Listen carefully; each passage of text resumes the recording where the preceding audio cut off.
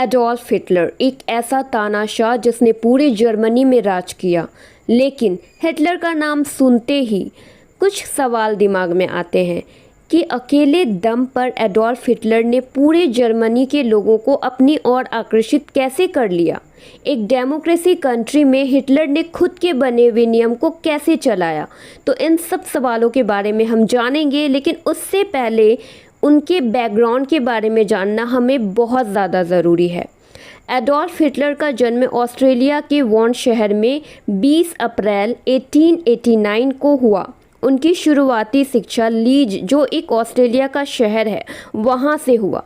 पिता के मरने के बाद 17 वर्ष की आयु में वो वियना चले गए और वहाँ आर्ट स्कूल में एडमिशन लेना चाहा, लेकिन उनका वहाँ एडमिशन नहीं होता है। अब उनको अपना जीवन चलाने के लिए कुछ ना कुछ तो करना था, इसीलिए पोस्ट कार्ड पर उन्होंने आर्ट बनाकर बेचना शुरू किया और उन्हीं से उनका जीवन चलता था। अब सवाल ये उठता है कि एक ऐसा लड़का जो अपने जीवन को पोस्ट कार्ड पर आर्ट बनाकर बेचकर चला रहा था, वह पूरे जर्मनी में कैसे राज करने लगा, और वो भी तानाशाह बनकर। तो चलिए जानते हैं इन सब सवालों के बारे में। दरअसल जब प्रथम विश्व युद्ध की शुरुआत हुई तो हिटलर सेना में भर्ती हो गया और फ्रांस में कई लड़ाइयों में उन्होंने भाग लिया। 1918 ईस्वी में युद्ध में घायल होने के कारण वह अस्पताल में रहे। जर्मनी की हार का उन्हें बहुत दुख हुआ, क्योंकि प्रथम विश्व युद्ध के बाद जर्मनी बहुत पीछे चला गया था और यूरोप राष्ट्रों ने वर्साई की संधि की।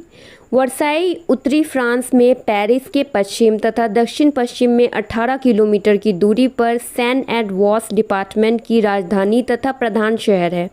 28 जून 1919 के दिन वर्साई की संधि पर हस्ताक्षर किए। इसी की वजह से जर्मनी को अपनी भूमि के एक बड़े हिस्से से हाथ धोना पड़ा।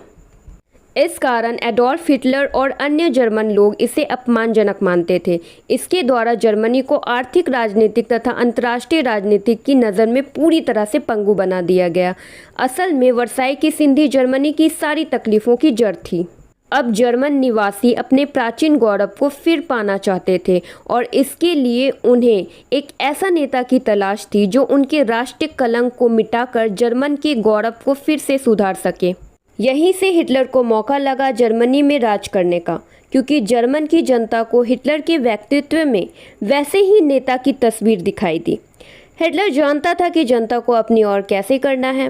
उसने वर्साई की संधि की आलोचना करनी शुरू कर दी और लोगों के दिल में इसके प्रति नफरत पैदा कर दी। यही होता है तानाशाह का फर्स्ट स्टेप, कि लोगों के दिल में नफरत पैदा करना और जनता को यह विश्वास दिलाना कि उसकी जाति और धर्म सर्वश्रेष्ठ है। हिटलर ने यही किया।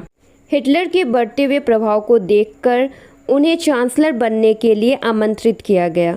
1933 में उन्होंने इस पद को एक्सेप्ट कर लिया। 1934 में उन्होंने राष्ट्रपति और चांसलर के पद को मिलाकर एक कर दिया और उन्होंने राष्ट्रीय नायक की उपाधि धारण की। जनता का दिल तो उन्होंने पहले ही जीत लिया था और हिटलर के सत्ता पर आने के बाद ये सब करना बहुत आसान था। बहुत ऐसे कारण थे जिसकी वजह से हिटलर ने जर्मनी के लोगों के दिल में जगह बनाई। हम एक एक करके उन कारणों को देखेंगे जिसकी वजह से हिटलर ने जर्मनी पर राज्य किया, वो भी तानाशाह बनकर। पहला कारण तो वर्साई की संधि है, जिसके बारे में हमने आपको बताया है। अब चलिए हम आगे कुछ कारणों के बारे में जानते हैं। फर्स्ट पॉइंट, जातीय परंपरा। जर्मनी के लोग स्वभाव से वीर और अनुशासन प्रिय होते हैं, इसलिए उन्होंने हिटलर के अधिनायकवाद को एक्सेप्ट कर लिया। हिटलर ने कोई नई चीज़ जनता के दिमाग में नहीं डाली, बल्कि हिटलर की विचारधारा संपूर्ण जर्मन की विचारधारा का निचोड़ थी। इसलिए जनता ने उन्हें एक्सेप्ट कर लिया और उन्हें कोई आपत्ति नहीं हुई। सेकेंड पॉइंट है आर्थिक संकट। वर्साई की संधि के बाद जर्मनी में आर्थिक स्थिति काफ़ी खराब हो गई थी। 1930 में जर्मनी में 50 लाख से अधिक व्यक्ति बेकार हो गए थे। वह हिटलर के समर्थक बन गए। आर्थिक संकट के चलते हिटलर तथा उनकी पार्टी को काफ़ी सफलता मिली। थर्ड पॉइंट, यहूदी विरोधी भावना। प्रथम विश्व युद्ध में जब जर्मनी हार गई थी तो इसका जिम्मेदार जर्मन के लोग यहूदियों को मानते थे और हिटलर इसे भली भांति जानता था। इसलिए हिटलर ने यहूदियों को देश से निकालने की घोषणा की। हिटलर की इस घोषणा से जनता ने इसका साथ देना शुरू किया। 4th पॉइंट, साम्यवाद का विरोध। हिटलर के उदय का एक महत्वपूर्ण कारण साम्यवाद का विरोध भी था। साम्यवाद एक ऐसी विचारधारा है जिसमें न्याय से कोई वंचित नहीं होगा और मानवता एकमात्र जाति होगी, और वे जर्मनी को साम्यवाद के चंगुल से मुक्त करना चाहते थे। इसलिए हिटलर ने साम्यवाद की तीखी आलोचना की और इसके विकल्प में राष्ट्रीय समाजवाद का नारा बुलंद किया, जो नाजी दल का दूसरा रूप था। 5th पॉइंट, संसदीय परंपरा का अभाव। जर्मनी में संसदीय शासन में दुर्गुनी के चलते भी जनता में काफ़ी असंतोष था।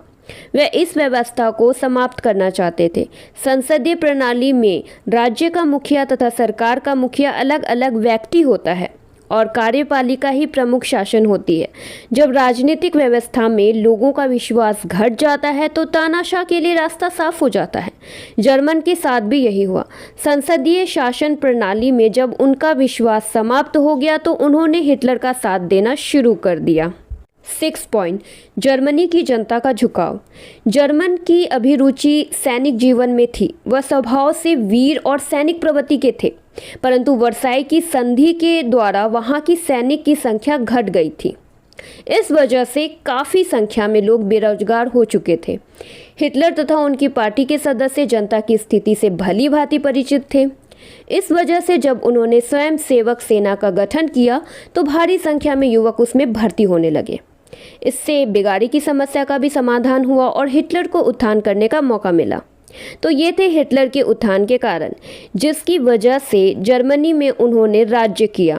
इन सब कारणों के अलावा हिटलर का स्वयं का प्रभावशाली एवं आकर्षित व्यक्तित्व था। वह उच्च कोटि के वक्ता थे। वह भाषण की कला में निपुण थे। उनकी वाणी जादू का काम करती थी और जनता का दिल जीत लेती थी। अभी के टाइम में प्रचार का काफ़ी महत्व है। प्रचार वह शक्ति है जो झूठ को सच और सच को झूठ बना सकती है। संयोगवश हिटलर को एक महान प्रचारक मिल गया था जिसका नाम था गोबुलस।